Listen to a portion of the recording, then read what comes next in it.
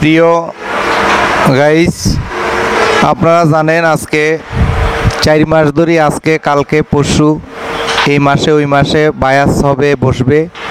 শেষ মুহূর্তে আজকে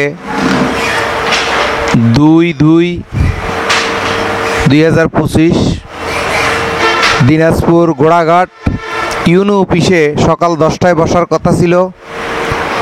পরে আমরা সন্ধ্যা নাগাদ বসছি। বসার পরে সত্য কথা যেটা কোনো শুরু হয় নাই, কোনো সমাধান হয় নাই।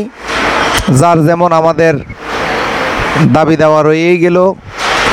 তবে যে আলেম ওলামাগুলা এসেছেন ওনারা অনেক ভদ্র, অনেক ভালো মনের মানুষ, কিন্তু ইউনুস স্যারের সময়ের অভাবে আমাদের পরিপূর্ণভাবে আমরা সমাধান করতে পারি নাই।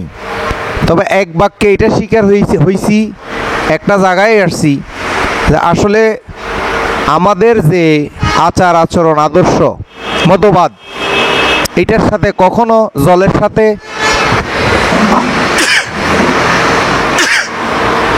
তেল মিশবে না, তেলের সাথে কখনো জল মিশবে না।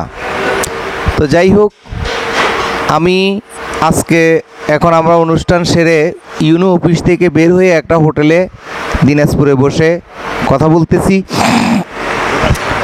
আমি অনুরোধ করব যে আলেম ভাইদের কাছে যে আমাদের সকলের উদ্দেশ্য একটা, যে সকলে আল্লাহ রাসূলের দয়াল নবীর সুপারিশ, অলি আল্লাহর মহব্বত। তাহলে একজন এক পথে যাবেই। কেউ জোর করে কারো মত আমাদের উপরে চাপিয়ে দিবেন না, আমরাও আপনাদের উপরে চাপিয়ে দিতে চাই না। আপনারা আপনাদের আদর্শ দিয়ে, আপনাদের প্রেম ভালোবাসা দিয়ে বিশ্ব জয় করুন, পেতনা হিংসা পেশাদ সৃষ্টি করে নয়। এই আশা রেখে গোড়াইঘাট দিনাজপুর আলেমবাসীর কাছে একান্ত আবেদন, আপনারা আপনাদের মতো করে আপনাদের আচার আচরণ কৃষ্টি কালচারগুলো করেন। আমরা আমাদের যে রহিম শাহ মাইজভান্ডারির আশেকরা আছে তারা তাদের মন মতো তাদের মতো করি, তারা যেভাবে যে আদর্শ তাদের গুরু শিক্ষা দিয়েছে সেই শিক্ষা নিয়ে তারা বাস্তবায়ন করুক। ধন্যবাদ। এই পর্যায়ে আমাদের সুফি মঈনুল কবির হুজুর একটু কথা বলবেন, পরে মুখলেসুর রহমান বাঙালি হুজুর কথা বলবেন। প্রিয় দেশবাসী, আমরা গতকালকে একত্রিত হয়ে এসেছিলাম গোড়াঘাট। এখানে একটা বাহাস বলতে এখানকার কিছু মৌলানা মুন্সি তারা না দেখে অন্যের প্ররোচনায় অন্যের কথা শুনে তারা কিছু হ্যান্ডবিল ছাপায়, যার ভিতরে জোর করে 10টা অপবাদ মাজার পার্টিদের উপরে চেপে দেওয়া হয়, যার কোনো ভিত্তি নাই এবং যেগুলো সম্পূর্ণ মানুষকে উস্কানিমূলক ব্যাপারটা। তো আজকে টিএনও সাহেব আমাদেরকে সময় দিয়েছিল সন্ধ্যার পর, আমরা সন্ধ্যার বসছি, তারাও আসছে, আমরাও বসছি। তো মূলত আমরাও যে লাইনে লেখাপড়া করছি তারাও সেই লাইনে, অতএব কেউ কারোর থেকে কম না। আর তারা আমাদেরকে ধরবে আর আমরা ছেড়ে দেবো এমনও না। তো যাই হোক, তারা বুঝে ফেলছে এবং তারা আসলে আমাদের সাথে কোনো রাব ব্যবহার করে নাই, যেহেতু আমরাও মেহমান। তো তারাও মেনে নিছে বিষয়টা এবং তারা জানে যে 10টা বিষয়ে তারা যে লিখছে এই 10টা তারাও জানে যে ভিত্তিহীন এবং বানোয়াট। কারণ এই সমস্ত কথা না লিখলে এলাকার মানুষ তাদেরকে সাপোর্ট করে না, তাই তারা এই কথাগুলো লিখে এলাকার মানুষের সহযোগিতার জন্য বা তাদের যে কাজ আর কি। তো যাই হোক, তারা বুঝে ফেলছে আর সর্বশেষ তারাও মেনে নিছে। দুভাই পক্ষের ভিতরে একটা সামঞ্জস্য আমরা করতে পেরেছি। তো আমি বলবো এখানকার আলেম যারা আছেন আপনাদের অনেক দোষ ত্রুটি আমরা ধরতে পারি কোরআন থেকে। আপনারা বলছেন তারা কোরআন মানে না, আর আমি বলি আপনাদের ভিতরে এমন 20-25টা কোরআনের বাইরে আপনারা জীবনযাপন করেন। আমাদের কাছেও দলিল এমন আছে, দিতে পারি আমরা, আপনারা যেমন দিয়েছেন আমরাও দিতে পারি। তো যাই হোক, এটা বলতেছেন আপনাদের গোপনীয়তা আপনারা জানেন, আমিও জানি।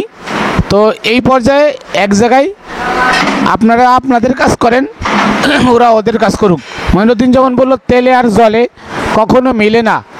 যদি তেল আর জল জোর করে মিলাতে চান সেটা কিন্তু দধি হয়ে যায়, না থাকে জল না থাকে তেল।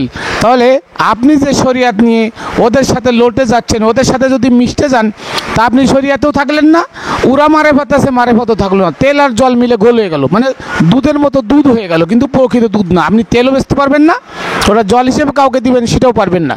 তো একই জায়গায় থাকলে পরস্পরের প্রতি সহমর্মিতা, ভ্রাতৃত্ববোধ, সৌহার্দ্যবোধ বজায় রেখে একই এলাকায় বাস করবেন, থাকবেন, আপনারটা আপনি করবেন, তাদেরটা তারা করবে। এইটা সব জায়গায় সব সময় চলছে, বাকি জীবন যেন চলে আসে আমরা এই আশীর্বাদ জানাই। আপনাদেরকে আসলে ধন্যবাদ জানাই যে আপনারা যথেষ্ট আমাদের সাথে মানে সহমর্মিতা দেখিয়েছেন। হ্যাঁ, তো আপনাদেরকে আমি ধন্যবাদ জানাই। আসসালামু আলাইকুম প্রিয় এলাকাবাসী, ভাই ও বোনের আমার, আমরা ঢাকা থেকে গতকাল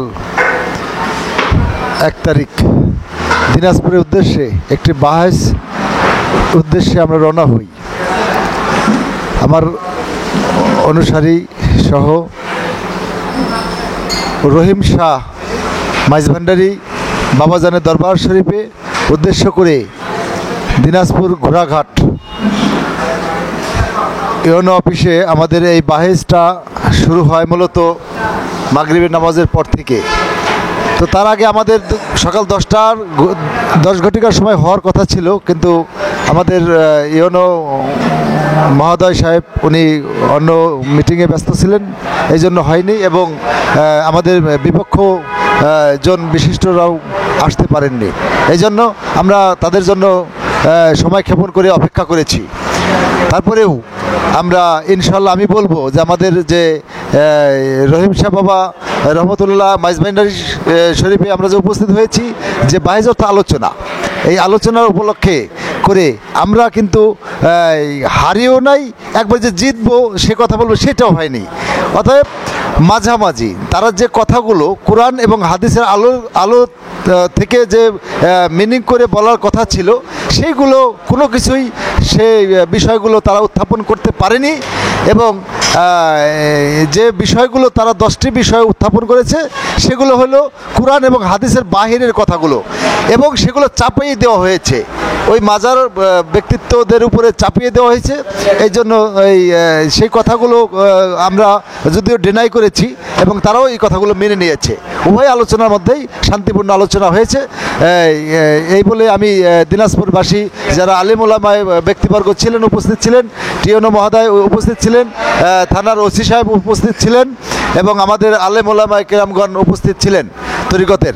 তো সেই হিসাবে শান্তিপূর্ণ আলোচনা হয়েছে, এবং সেই আলোচনার মধ্যে আমরা বাংলাদেশ দরগা মাজার প্রতিরক্ষা সংস্থার পক্ষ থেকে বলতে চাই, যে তরিকতের আহলে বায়তের পক্ষ থেকে বলতে চাই, সমস্ত তরিকতের পক্ষ থেকে বলতে চাই যে আপনারা যারা এই আহলে বায়তের মধ্যে আছি তারা যেন এই প্রত্যেকটি মাজার এবং দরবার শরীফ খানকা শরীফের প্রতি আমরা পীর মাশায়েখরা ফলো রাখি, এবং সেখানে আমাদের যেন অবশ্যই পরস্পর আন্তরিকতা বৃদ্ধি পায়, এবং সুন্নি ইমাম আহলে সুন্নি ওয়াল জামাত যারা আছে সবাই একত্রিত চলতে পারি, এই আহ্বান রেখে আমি আমার সংক্ষিপ্ত বক্তব্য শেষ করছি। আসসালামু আলাইকুম ওয়া রাহমাতুল্লাহি ওয়া বারাকাতুহু।